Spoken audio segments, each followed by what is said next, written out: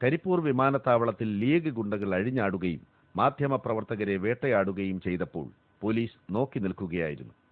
വ്യോമയാന നിയമം ലംഘിച്ച് കരിപ്പൂർ വിമാനത്താവളത്തിന്റെ നെറുകയിൽ ലീഗുകാർ കയറി ദേശീയ പതാക ഉയർത്തേണ്ട കൊടിമരത്തിൽ പച്ചപ്പതാക ഉയർത്തിയിട്ടും പോലീസ് തടഞ്ഞില്ല. രാജ്യദ്രോഹപരമായ ഈ നടപടിക്കെതിരെ കേസെടുക്കാൻ